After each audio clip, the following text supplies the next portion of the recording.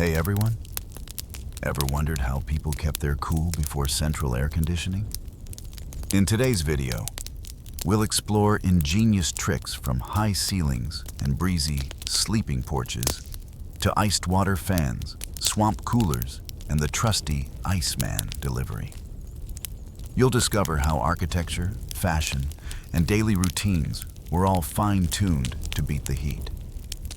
If you love a good history hack and want more fascinating insights, make sure to subscribe and hit that like button. And tell me in the comments, what time is it right now where you are? Let's connect around the globe and stay cool together. You step into a grand old home and immediately feel the breath of fresh, cool air, even on the hottest afternoons. That's no accident. Long before central air, people designed their houses to be living, breathing shelters, tuned perfectly to the rhythms of sun and breeze. You'll discover soaring ceilings that act like chimneys for rising heat, windows placed directly opposite each other to create natural wind tunnels, and wide, shady porches where you can actually sleep under the stars without sweltering. Imagine waking in a room where the ceiling rises nearly 2 stories. The extra height allowing hot air to pool safely above your head rather than pressing in on you. You stretch out on crisp cotton sheets, and as you sit up, your gaze travels upward to exposed rafters and ceiling fans spinning lazily, each rotation coaxing warm air upward, then gently pushing cooler air back down around you. It's a delicate dance between physics and craftsmanship. High ceilings reduce the density of heat around your body, while strategically placed transoms and clerestory windows at ceiling level let that hot air escape, drawing in cooler currents from below. You cross the room to a pair of tall sash windows, one on each side of the wall, their panes open wide. Feel that? A steady breeze sweeps through, guided by nothing but the clever alignment of openings.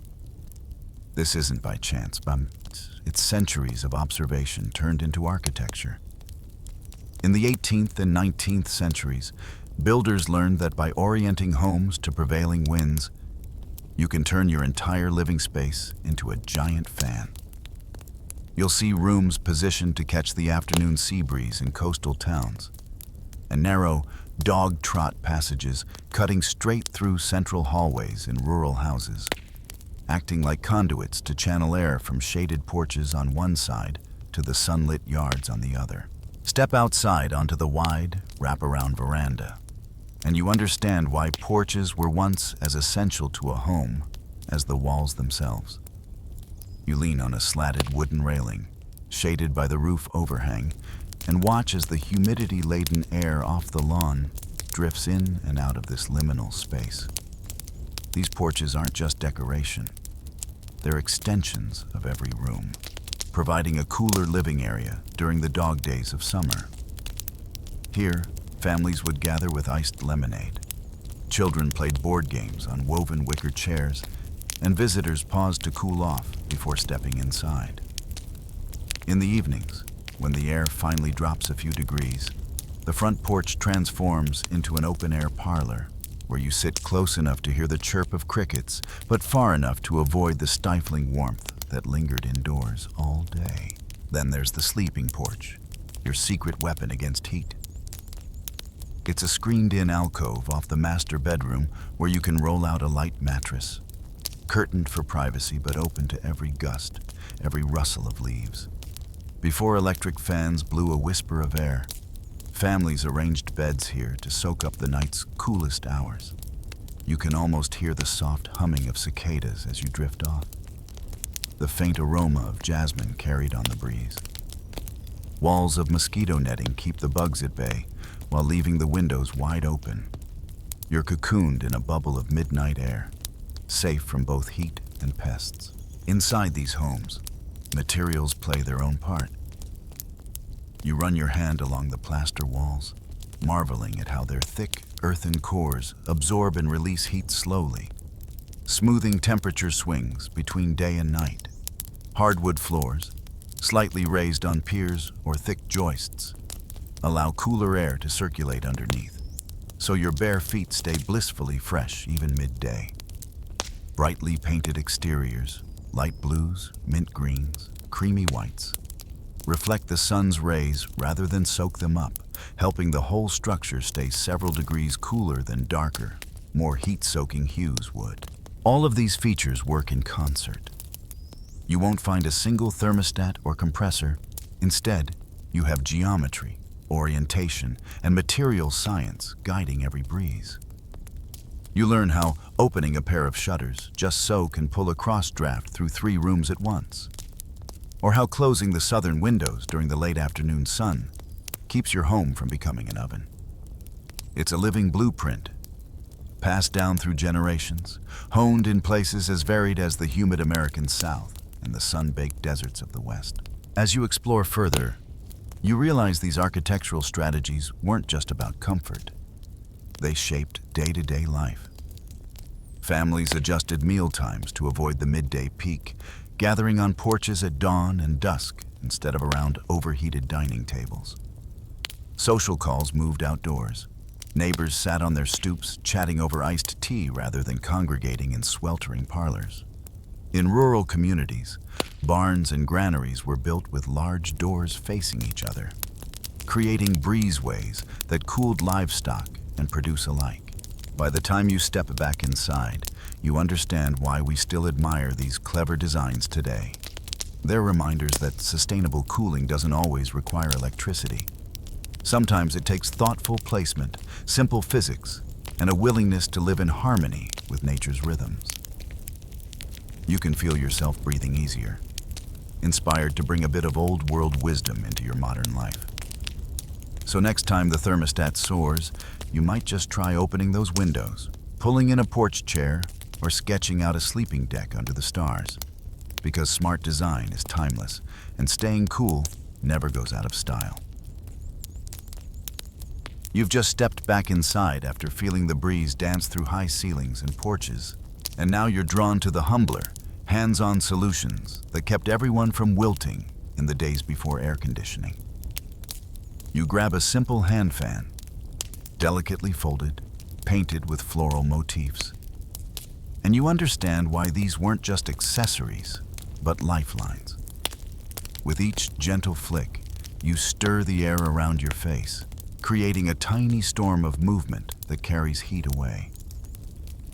In formal parlors, hosts offered guests intricately carved fans, turning etiquette into an art of cooling. You can almost feel the weight of the material choices: feathers for a soft flutter, stiff paper for a sharper breeze.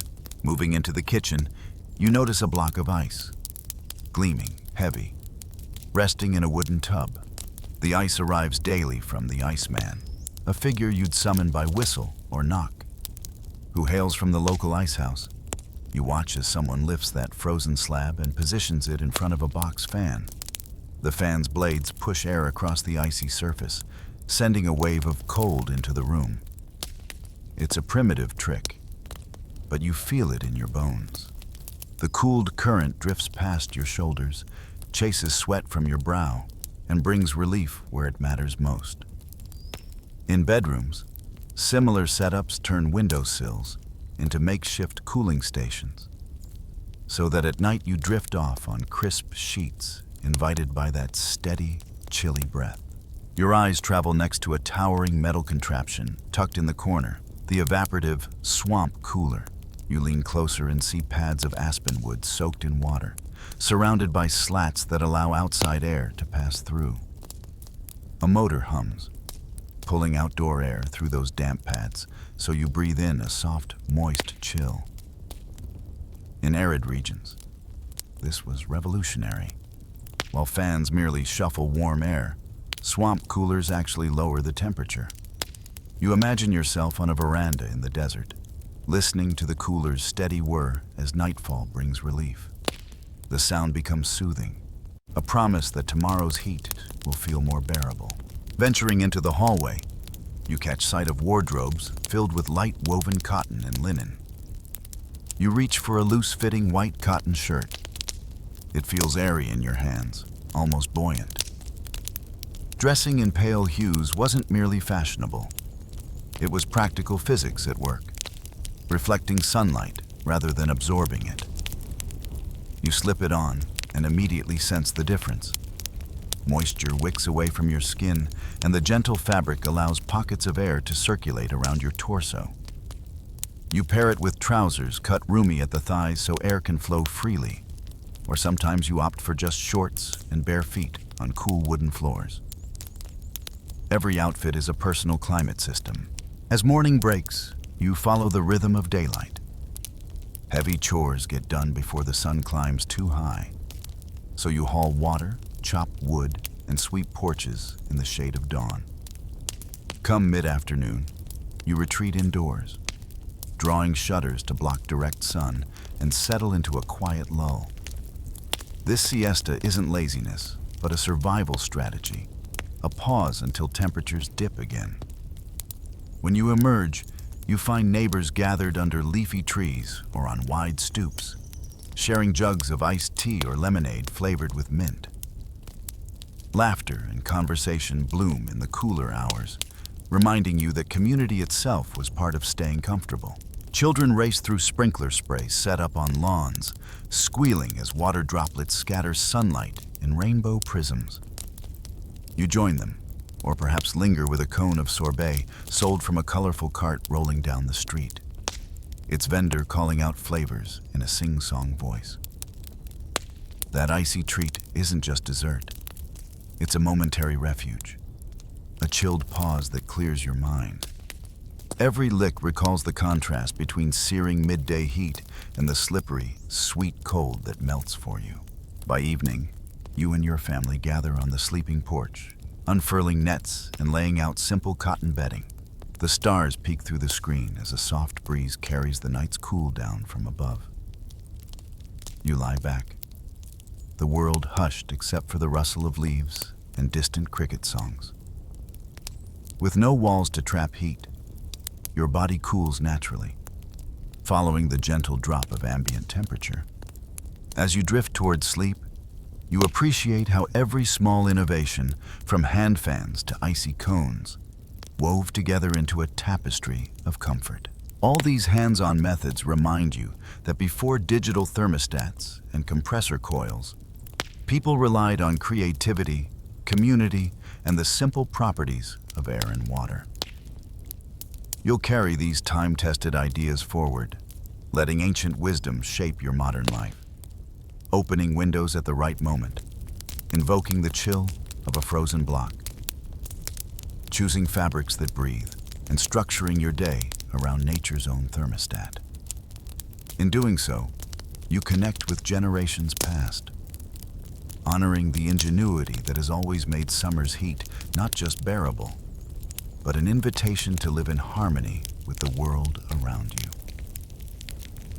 You step out onto the main street and notice the hum of a new kind of comfort wafting from every shopfront. Behind those plate glass windows, buzzing metal boxes draw in the sultry afternoon air and blow back an unrelenting chill. These window air conditioners, once luxury fixtures in department stores, now perch in rooms across the city. You drift from one cooled oasis to another, each storefront a miniature theater of refrigerated bliss that beckons you off the sidewalk. Stepping inside a drugstore for a cold soda, you feel your sweat instantly bead, then vanish. Linger too long, and you might find yourself shivering, sleeves tugged down to hold on to that precious artificial winter. You head into the neighborhood movie palace, its neon marquee promising escapism on two fronts: story and temperature. As the lights dim, the projector's whir whisks you deep into adventure. But it's the air blast from hidden ducts that really transports you. You settle into a velvet seat, popcorn in hand, and marvel at how refrigeration reshaped entertainment. Before these cooling systems, summer blockbusters were rare. Now, calendar months flip to hot weather releases timed with students out of school and families on vacation. Your trips here become rituals, gathering with friends in the dark, sharing thrills on screen while your skin stays dry and cool. Walking through the shopping mall's echoing corridors, you trace the path of consumer culture and conditioned air. Each corridor is uniformly cool, encouraging you to browse endlessly without fatigue. Cafeterias, ice cream parlors, and jukebox-lit arcades lie at the heart of these centers, all under one climate-controlled roof. You notice how these communal chambers blur the lines between public and private life. Once, porch swings and soda fountains were gathering spots. Now, air-conditioned plazas and food courts pull you in. You learn that these engineered environments aren't only about comfort. They're carefully orchestrated settings where you shop, socialize, and escape the summer heat as a collective. Even office life transforms under the reign of these mechanical systems. You arrive each morning to a crisp lobby cooled by giant rooftop chillers, then ride up to windowless cubicles where the air hums steadily. Gone are the mid-afternoon lulls of heat-induced exhaustion, replaced instead by productivity tempered by thermostat battles. You pass co-workers wrapped in light sweaters, clutching mugs of iced coffee as if warding off a sudden Arctic breeze.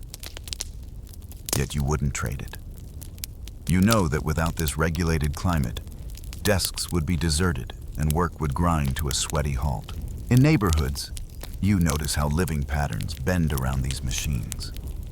Front porches shrink as window units dominate facades. You remember stories of families once gathering outside to share chatter and lemonade. Now people slip in and out of front doors, remote in hand, setting timers without so much as a breeze slipping through open windows. Children grow up accustomed to indoor play, video games glowing under fluorescent lights rather than chasing sprinklers on sun-baked lawns. You recognize the irony.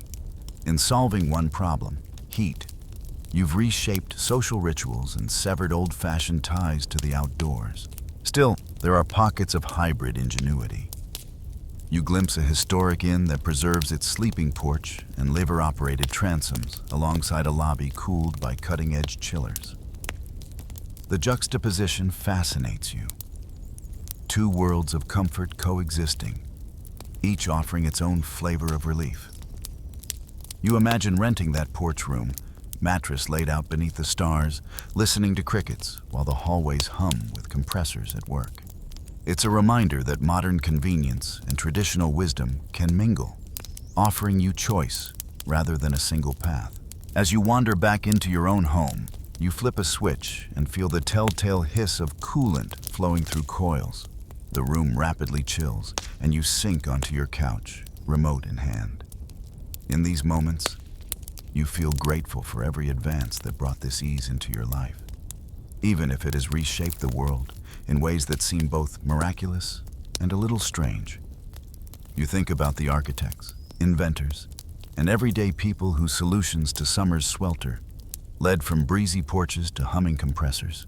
Later, as dusk falls and the city lights glow, you consider how this legacy of cooling continues to evolve. Smart thermostats learn your rhythms, recycling air more efficiently. Cities experiment with reflective rooftops and cooling murals.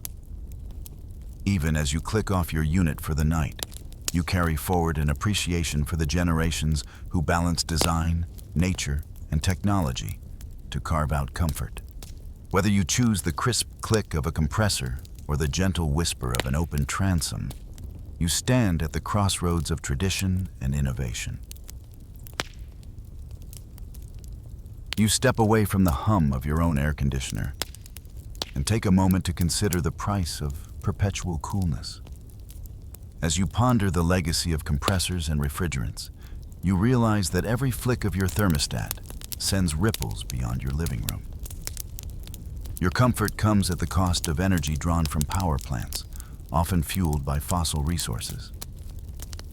You think about the mountains of heat expelled behind your unit and the strain on the electrical grid on sweltering afternoons. In that collected warmth lies a reminder. Modern cooling is powerful, but it's not without consequence. You decide to look closer at the chemistry at work. Inside your AC's compressor, the refrigerant circulates, alternating between liquid and gas to absorb heat from your home and release it outdoors. Early Freon-based compounds were praised for efficiency and safety, but by the 1980s, you learned they damaged the ozone layer and contributed to climate change.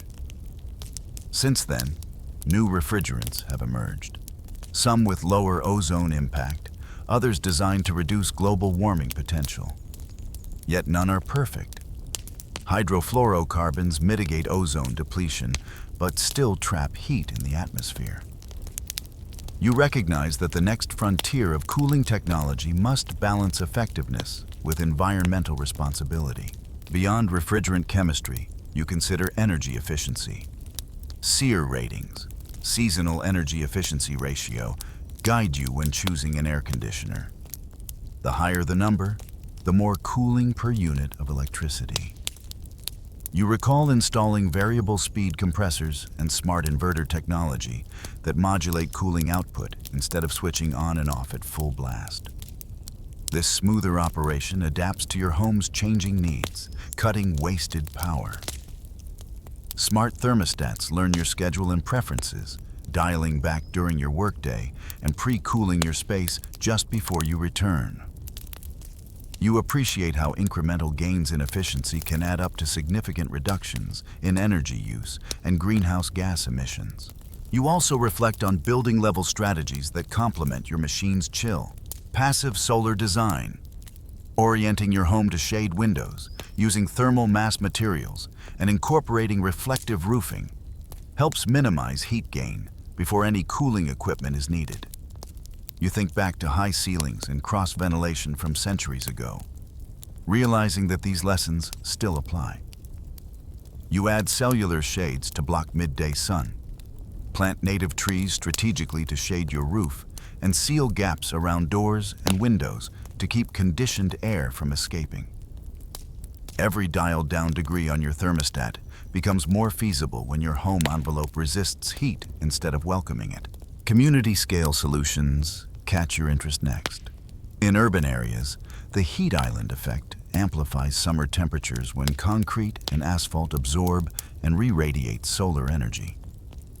You've seen cities install cool pavements and green roofs to reflect sunlight and support evapotranspiration. District cooling systems pipe chilled water from central plants to multiple buildings, offering efficiency gains through economies of scale. Waste heat from those plants can be repurposed for industrial processes or district heating in winter. As you learn more, you realize that collective action, neighborhood tree canopies, reflective sidewalks, shared infrastructure, can transform entire communities, reducing peak power demand and smoothing out the strain on the grid. Turning back to personal habits, you acknowledge the subtle but meaningful choices you can make. Instead of cranking your AC to an Arctic setting, you program a modest target, say 78 degrees, 25.5 degrees when you're home, and rely on a ceiling fan to amplify the sensation of cool. You dress for comfort at home, opting for breathable fabrics and loose silhouettes that let your skin breathe. You reschedule your workout to early morning or evening, avoiding midday peaks. You replace incandescent bulbs with LEDs, which emit far less heat.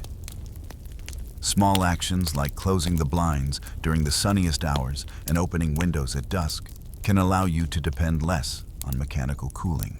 Your attention turns to emerging technologies. You read about solid-state cooling devices, thermoelectric coolers, that use no refrigerant and operate quietly with minimal moving parts.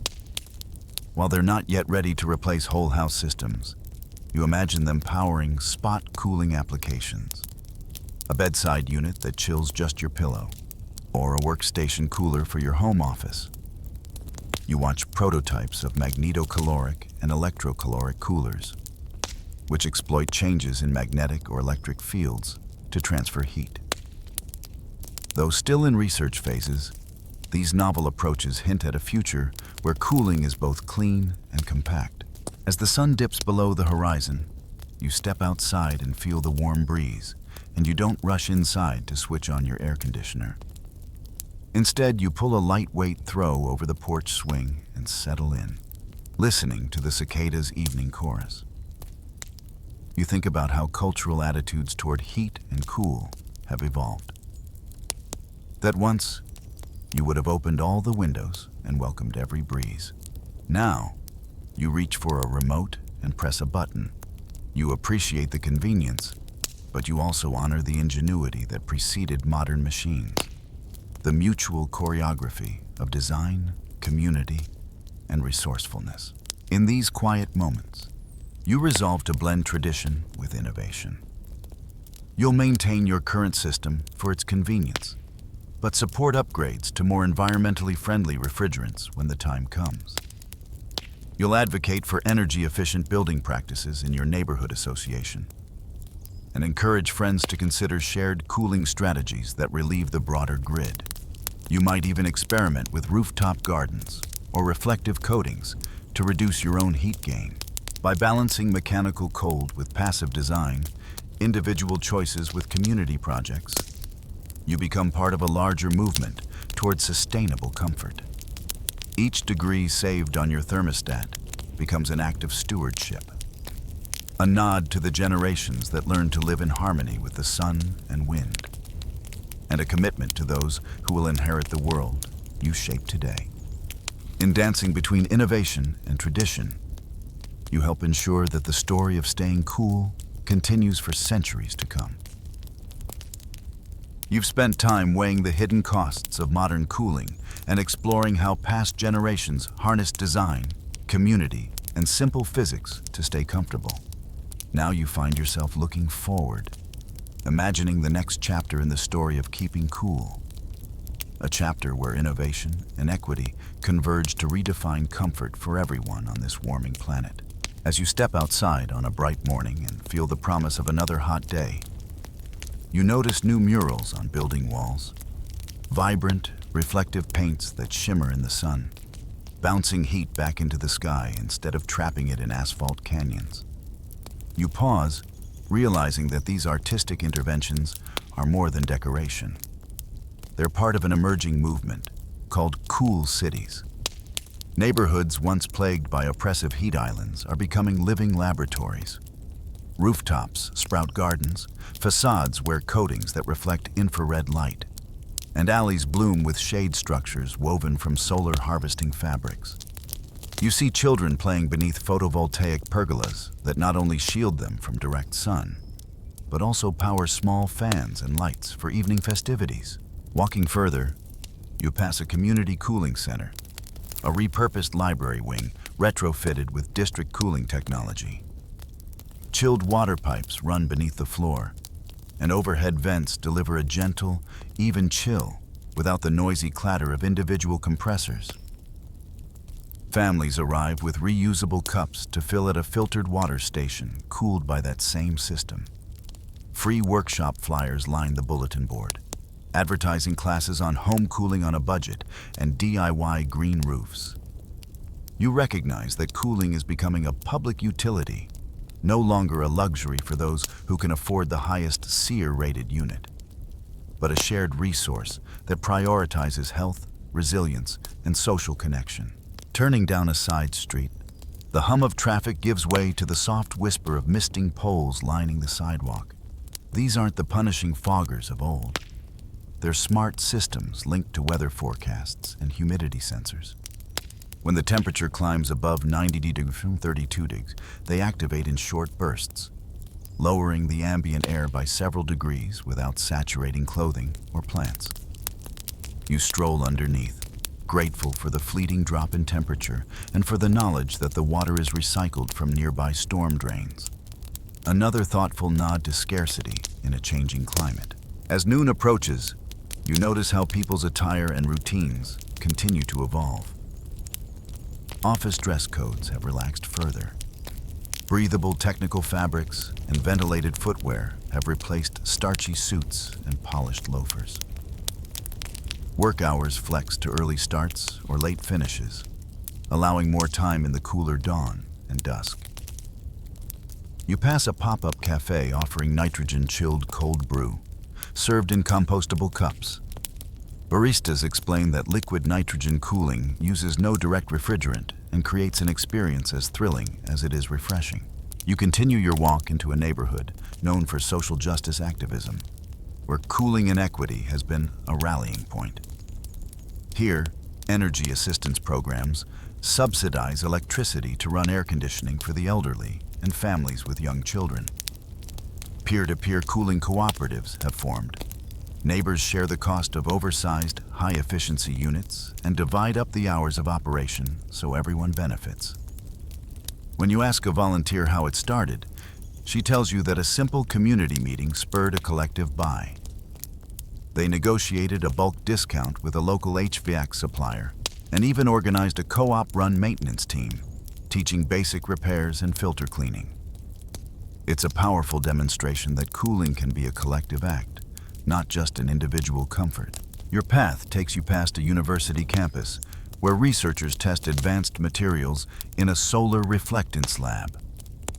You peer in through the window and see panels coated with experimental paints that dynamically shift their reflective properties as the sun moves. Inside a nearby lecture hall, students sit in chairs outfitted with wearable cooling pads, flexible thermoelectric modules that cradle the neck and wrists, chilling pulse points rather than entire rooms. You think about how these targeted solutions could drastically cut energy consumption. Rather than cooling cubic feet of empty air, you'd keep people comfortable directly, then let building temperatures drift a bit higher. Later, in the evening's softer light, you attend a talk at the local community center about the human face of climate resilience. A public health expert shares data showing that heat-related illnesses have declined in districts that adopted heat mitigation strategies. Cool pavements, tree planting, urban water features, along with outreach programs to check on vulnerable neighbors during heat waves. You realize that cooling isn't just about convenience. It's about survival, dignity, and adaptation. In places where power outages are frequent or income's limited, these alternative strategies have saved lives. Walking home on shaded streets lined with mature native oaks and maples, you reflect on the arc of this narrative. From towering ceilings and ice blocks to compressors and smart thermostats, from passive porches to city-wide cooling networks, each step has been driven by human creativity in the face of heat. Now that ingenuity is intersecting with technology and social conscience to forge inclusive, low-carbon solutions, you feel hopeful because you see that cooling in the 21st century isn't just about recapturing ancient wisdom or chasing ever colder air. It's about building communities that keep everyone safe and comfortable, even as the climate shifts around us. At your doorstep, you pause and look up at the glow of solar panels that power your own ductless mini-split system. You think about the ways you can contribute, recommending reflective window films to your landlord, planting a shade tree in your yard, volunteering for the local neighborhood cooling co-op. You step inside, adjust your smart fan to a whisper mode, and settle into a chair. You realize that staying cool has always been a collaborative journey, one that spans porches, parlors, public squares, and laboratories. And by embracing equity, efficiency, and creativity, you're helping write the next chapter of that ever-evolving story, ensuring that everyone has the chance to breathe easy, even when the heat is on. You wake up one morning feeling the gentle hum of your mini-split, belying the promise of another blazing day. Instead of rushing to crank it colder, you pause to reflect on all you've learned.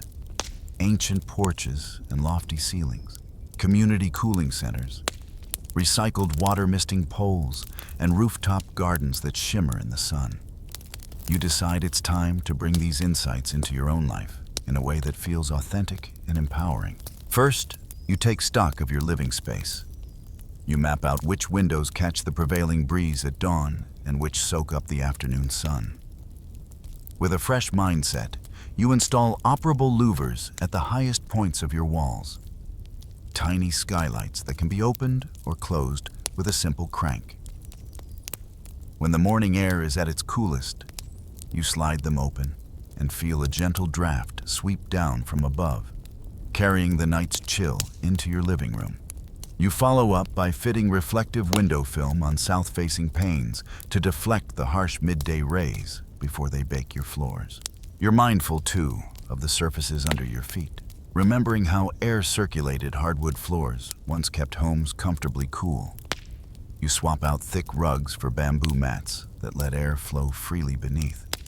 When you step out of bed, the natural material feels crisp and light.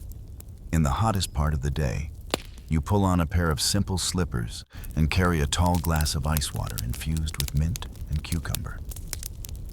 It's a nod to the old-school ice block and fan combo, but far more elegant and altogether more sustainable. Eager to reduce your reliance on mechanical cooling, you embrace the ritual of the siesta. As the sun reaches its zenith, you close shutters and draw curtains that you've lined with insulating fabric. You move your workspace to the shaded porch, spreading out your laptop on a small table. A gentle solar-powered fan stirs the air around you as you tackle email and plan your evening. When midday heat is highest, you indulge in a light lunch of chilled gazpacho and fresh fruit, taking your time to savor each spoonful without rushing back inside.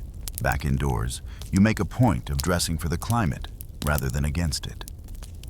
Your wardrobe shifts to loose-weave linens and moisture-wicking cottons in pale hues that reflect sunlight rather than absorb it. Even your sleepwear changes. A lightweight pair of shorts and a soft tee become your every-night uniform, keeping you comfortable without a blast of cold air. You notice how the small act of choosing garments mindfully can shave degrees off your perceived temperature, much like the people of old who dressed in fabrics that breathed. Community involvement becomes part of your personal cooling strategy. You join a local tree planting initiative, eager to help shade sidewalks and homes that currently bake in the sun. At the monthly neighborhood meeting, you share your experience installing reflective film and operable louvers, and before long you've inspired 3 households on your block to follow suit. Together, you work with the city to add a line of misting poles down your main street. Time to activate on the hottest afternoons, creating a comfortable pedestrian corridor for everyone. In your free time, you volunteer at the community cooling center you helped retrofit. You teach workshops on low-cost cooling hacks, how to rig a galvanized bucket with ice and a small fan, how to hang damp cloths in front of open windows, how to integrate passive ventilation into new home additions. You see the relief on the faces of elderly neighbors who once struggled through heat waves, and you know these simple lessons are having a tangible impact. When a power outage knocks out the mini-splits one summer, residents instinctively open their windows and crank their ceiling vents, recalling the wisdom of generations past. At work, you champion smarter office cooling, recognizing that cubicles can become little saunas when the AC is set too high. You propose a mixed-mode system.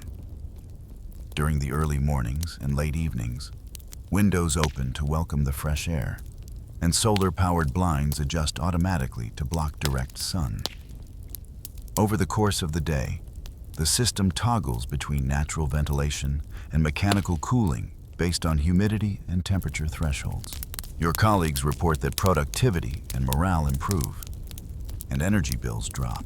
In the evenings, you continue to explore emerging technologies. You install a small thermoelectric pillow pad at your bedside, chilling just the spot where you rest your head. You experiment with an app that syncs your smart fan and thermostat to local weather data, anticipating heat spikes and pre-cooling your living room before you walk through the door. You follow research on magnetocaloric materials that promise efficient, refrigerant-free cooling, and share updates with your community group, dreaming of a future where these innovations become mainstream. As summer wanes and you lean back on your porch swing, the sun's last rays painting the sky, you realize that staying cool has become more than a personal comfort. It's a form of stewardship. Every degree you save, every window you open instead of the compressor you fire up, every tree you plant echoes the collective ingenuity of folks who faced the heat centuries ago and found ways to thrive.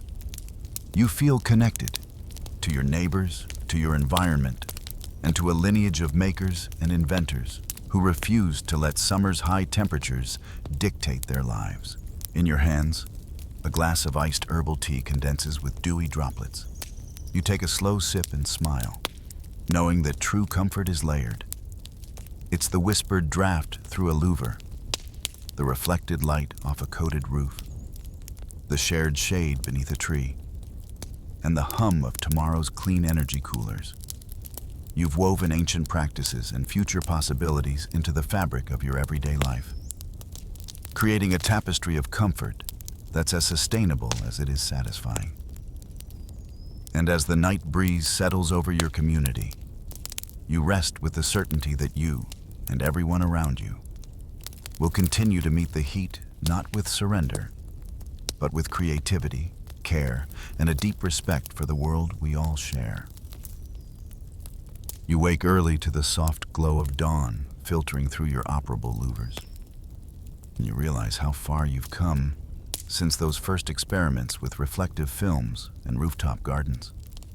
Today, you set out with purpose, not just to stay cool, but to help others embrace a richer, more connected approach to comfort.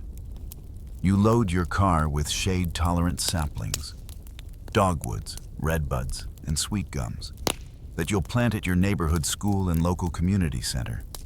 Each tree will one day cast generous shadows on playgrounds and sidewalks, turning asphalt into cool gathering places for kids and parents alike. Arriving at the elementary school, you're greeted by eager volunteers, parents, teachers, and even a handful of students who heard about your tree planting workshop. You guide them in digging holes at precise distances, ensuring each young tree has room to grow and channel cooler air down to street level. You explain how a well-placed canopy can reduce surrounding air temperatures by up to 10 degrees, and they nod with pride, imagining future summers spent playing under leafy arches rather than shrinking from scorching surfaces. From there, you drive to the community center, where you've organized a cool living fair. Volunteers have set up stations showcasing DIY cooling hacks alongside cutting-edge prototypes. At one table, families learn to craft simple evaporative coolers from terracotta pots and cloth wicks. At another, a local startup demonstrates a wearable thermoelectric neckband that chills pulse points on the go. You chat with a retired engineer who tinkers with phase change materials, envisioning future wall panels that absorb daytime heat and release it at night. Everywhere you turn, conversations spark new ideas. A senior citizen suggests placing small greenhouses on rooftops to shade and insulate apartments below. A teenager sketches plans for a solar-powered misting walkway in the town plaza. Between stations, you lead short, green tours of the center grounds, pointing out the rainwater harvesting barrels you installed last spring, and the pollinator garden that now attracts butterflies and bees. You show visitors how downspouts divert runoff into underground cisterns, later feeding drip irrigation lines that keep the trees and shrubs hydrated without wasting precious water. Each feature, you explain, not only helps cool the immediate environment, but also builds resilience against drought and extreme heat. Two sides of the same challenge in a changing climate. After the fair, you join a small group of local officials for a quick site visit to a vacant lot that's scheduled for redevelopment. You stand amid the overgrown grass and debris and imagine a pocket park here. Drought-tolerant landscaping, permeable paving to reduce heat-absorbing asphalt, and a community pavilion with solar panels that shade visitors and generate electricity for nighttime lighting. You sketch ideas on your tablet, describing how the pavilion's underside could collect rainwater for irrigation and how vertical gardens along the lot's edges could support food-growing workshops. The planning directors nod, already thinking how this approach could scale to other underused parcels in town. Returning home, you spend the afternoon updating your blog and social channels with photos and tips from the day's events. You write about the emotional lift you felt planting saplings alongside neighbors, the curious questions from children about how trees breathe, and the thrill of seeing people experiment with their own DIY coolers. You share downloadable guides for building low-cost shade structures and retrofitting window awnings with reflective fabrics, encouraging readers to share their own successes in the comments. Already, a handful of neighbors have messaged you about forming a cooling co-op to bulk purchase high-efficiency mini-splits for apartment buildings, reducing costs and pooling maintenance effort. As the sun sets, you settle onto your porch swing, now shaded by a young maple you planted last year. You sip iced herbal tea as the evening breeze carries faint laughter from nearby homes. In this gentle glow, you think about the ripple effects of today's planting and fare. How a sapling planted now may comfort future generations. How a child's curiosity can spark lifelong interest in environmental stewardship. And how simple moments of community collaboration can reshape the way you all experience summer heat. Tonight, as you prepare to share your next workshop schedule, you feel deeply connected to your neighbors, to the landscape, and to a broader movement towards sustainable, equitable cooling. You recognize that the act of staying cool has evolved from a solitary quest for comfort to a collective journey of design, activism, and shared responsibility. In every shade tree, rain barrel, and reflective awning, you see the threads of a story that began with high ceilings and icy fans, and now extends into community gardens and public spaces that breathe with life. Before turning in, you sketch a vision for next season, collaborating with local schools to integrate passive cooling principles into science and art curricula, partnering with the utility to pilot a virtual power plant that cycles neighborhood HVAC systems to shave peak demand, and hosting storytelling nights where elders share memories of summers past, running through sprinklers, eating melon by candlelight, or gathering on porches under roaring fans. These narratives, you believe, will inspire new generations to weave their own innovations into the tapestry of comfort. Lying in bed, you smile as you feel the familiar hum of your mini-split softening with the night's cooler air. You're content knowing that each ripple you set in motion today, every tree planted, every idea shared, every workshop held, adds to a collective toolkit for resilience. And as you drift to sleep, you whisper a promise to the world you're helping shape.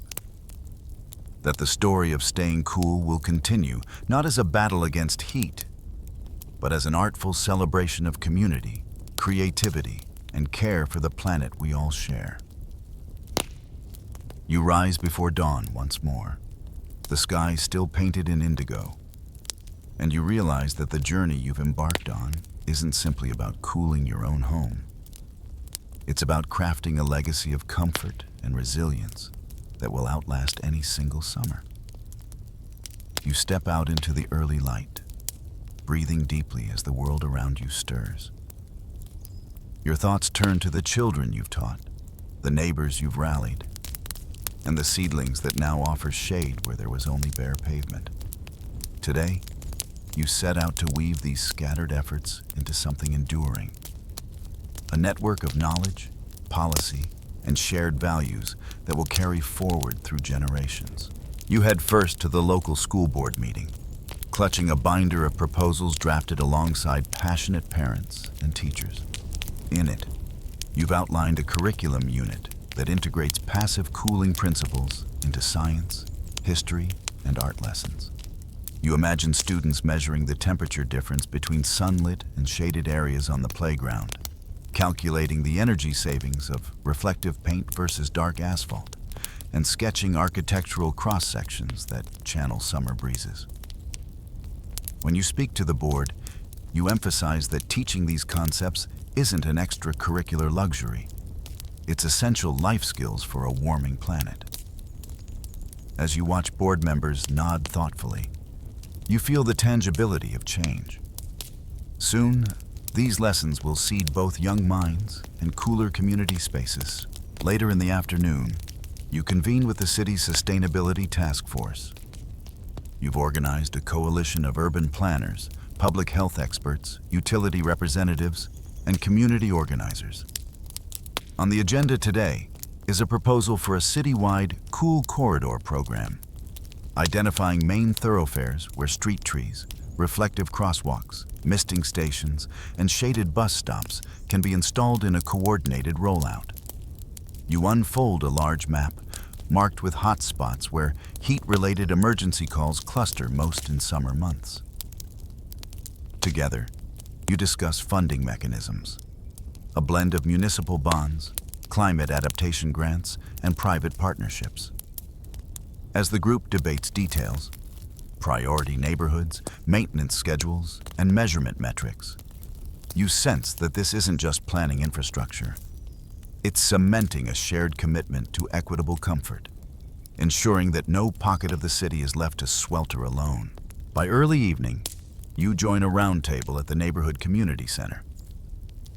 The table is strewn with drawings from local youth, a mural concept that blends scientific diagrams of convective airflow with playful images of birds and leaves. You listen intently as a teenager explains, "We want to show that art and science can cool the city together." A neighbor offers to host a block party fundraiser to paint the mural on the side of the rec center, while another volunteers to coordinate a cool-down concert featuring local bands. You're struck by how these creative impulses reinforce the technical measures you've been championing. The best cooling strategies aren't just mechanical or botanical, but cultural expressions of collective care. As dusk settles, you head home along streets now cradled in the soft glow of low-energy LED streetlights. You pass the newly shaded bus stop you helped design. Its solar canopies not only shelter waiting riders, but power digital kiosks displaying real-time air quality readings and weather forecasts. You pause to admire the cascading leaves overhead, young but already casting a generous cool. A rider thanks you. "I used to wait in the heat every morning. Now this shade is a lifesaver." You realize that these small, everyday interactions are the real measure of success. Cooling strategies aren't abstract plans, but lived experiences that shape daily life. Back at your own front door, you set down the binder and take a moment to reflect on scope. What began as personal experiments with window film and siestas has blossomed into school programs, city projects, and neighborhood activism. Yet, you understand that the work is ongoing. You resolve to establish a permanent Cool Cities working group, an interdisciplinary forum that meets quarterly to share progress, troubleshoot challenges, and celebrate milestones. You'll invite architects, social workers, medical professionals, and even youth ambassadors to join. By institutionalizing this collaboration, you ensure that cooling remains a priority in city budgets, zoning codes, and community dialogues. Inside, you prepare a simple dinner, mindful of energy use. A chilled salad of seasonal vegetables, a loaf of bread, and herb-infused water served over ice. As you eat, you draft an email to regional planners outlining how your city's Cool Corridor model could be adapted for neighboring towns. You attach photos of shaded playgrounds, before and after thermal images of reflective murals, and testimonials from residents who've seen their energy bills decline and their neighborhoods come alive. Each anecdote you collect isn't just a success story. It's a case for scaling up, for making these solutions the norm rather than the exception. Afterwards, you settle onto your porch, now encircled by shrubs you helped plant and vines that drape an arbor overhead. And you open your laptop to update the online hub you created. Here, anyone can download design templates, watch tutorial videos, and connect with local chapters of Cool Cities advocates. You respond to messages from distant towns asking for guidance, and you share stories of unexpected breakthroughs, like a hardware store owner who began offering discounted reflective paints by seeing the community's enthusiasm. In this digital space, you witness a ripple effect. Practices you pioneered locally are taking root far beyond your own block. As night deepens, you take a final walk through your yard, flashlight in hand. The moonlight glimmers on dew-laden leaves, and a light breeze, guided by the very passive vents you installed months ago, drifts past. You smile, remembering the first time you opened those skylight louvers and felt that gentle flow of air. Now, that same principle has shaped classrooms, streets, and city halls. You realize that the journey toward cooler, more resilient communities is as much about shared knowledge and collective will as it is about trees and technology. Before you turn in, you jot down a few ideas for future workshops. One on adaptive clothing design, another on leveraging community solar for neighborhood cooling, and a third on integrating heat management metrics into public health planning. You know that each of these offshoots will deepen your community's capacity to thrive. As you close your notebook, you feel a profound sense of continuity. The practices you've nurtured will live on in young minds, policy frameworks, and the shaded streets where families laugh and children play. And you rest easy, confident that you've helped forge not just cooler spaces, but a resilient, caring network of people bound by a common purpose. To face the heat together with creativity, compassion, and enduring resolve. You wake to the gentle patter of rain against your window, an unexpected blessing that cools the air and renews the promise of new beginnings. Today, you reflect on all the threads you've woven together. Youth programs teaching passive design, city corridors charted for shade and mist, community fairs and school gardens, policy coalitions, and block party murals.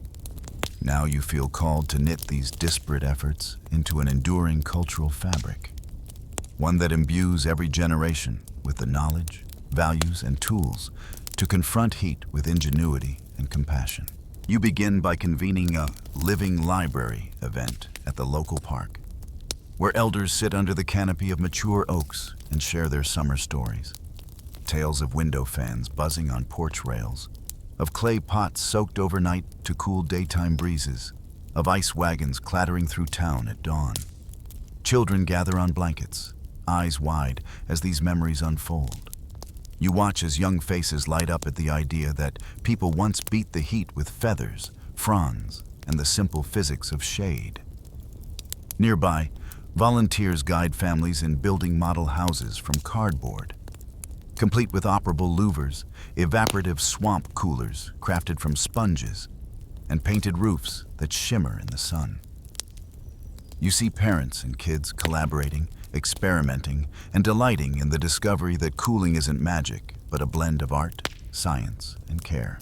Later, you lead a walking tour through the neighborhood's cool corridors, inviting city officials, designers, and neighbors alike. You pause at the reflective mural on Main Street and encourage your guests to step inside a misting canopy. Just a few seconds here drops the temperature noticeably.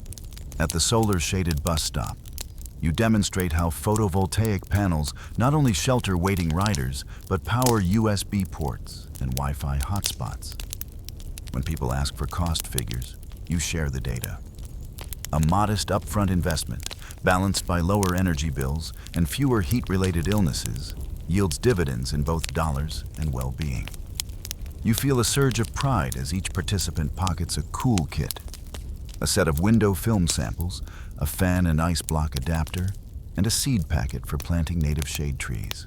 In the afternoon, you host a collaborative design workshop at the community center, bringing together architects, engineers, artists, and residents.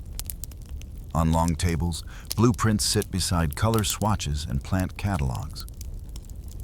You facilitate small teams. One sketches a pavilion that collects rainwater and channels cool mist under its eaves. Another devises a network of underground cisterns feeding community gardens whose vines climb shaded pergolas. A third adapts a vintage ceiling fan design to integrate seamlessly with smart home controls. Throughout, you circulate, offering encouragement, posing questions that spur deeper thinking. What if the pavilion's shape also guided wind currents? How might you engage local schools in maintaining these gardens? Who will tell the next generation why we chose these designs?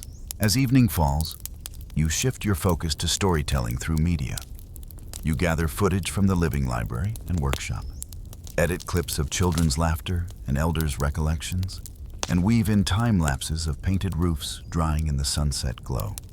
You overlay graphics showing temperature differentials, charts of energy savings, and testimonials from neighbors whose health improved once they had cooling options. You craft a short film, part documentary, part rallying cry, and share it online with the hashtag #CoolByDesign. Within hours, you see likes and shares from far-flung towns, comments offering adaptations for different climates, questions about workshops in other regions. You realize that your local experiments are striking a universal chord. Across cities and countries, people yearn for common sense, sustainable ways to live, and keep alive the spirit of community. That night, you settle on your porch swing, raindrops pattering on leaves that you helped plant years ago. The air is crisp, scented with earth and jasmine. You sip herbal tea warmed gently, not to trap heat, but to savor comfort and balance with nature's rhythm. You recall the faces of children marveling at model houses, of elders sharing memories, of planners nodding thoughtfully at your corridor proposals. You feel gratitude for every person who joined you on this path, and humility at how much remains to be done. Before you turn in, you sketch a roadmap for the coming year, expanding the living library to include art installations in local businesses, developing an apprenticeship program for youth to install and maintain cooling systems, partnering with regional universities to research emerging materials like color-changing roof coatings and passive ventilation algorithms, and seeking grants to pilot community-scale thermal storage systems that absorb solar heat by day and release it at night, flattening peak demands and reducing grid stress. As you close your notebook, you whisper a promise to yourself and to the community you serve, that the story of staying cool will continue to evolve, enriched by every ear that listens, every hand that builds, every heart that cares. In the quiet embrace of that rainy night, you know that this isn't simply a momentary movement, but the beginning of a living tradition, one that will carry forward season after season, summer after summer, in every child's workshop model, in every shaded bus stop, in every school curriculum, and every shared harvest from cooling gardens. And with that, you drift to sleep, ready to greet tomorrow's sunrise and the next chapter of innovation, collaboration, and collective resilience that lies just beyond the horizon. Now that you've drifted through centuries of clever cooling, from breezy porches to smart misting poles, we hope this soothing journey leaves you feeling calm and cozy.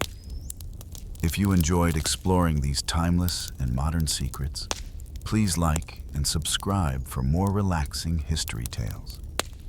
Leave a comment below telling us how you stay cool when the heat rolls in, or what part of the world you're falling asleep in tonight.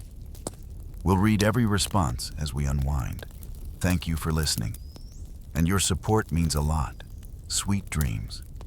May your night be as cool and restorative as a gentle evening breeze. Good night.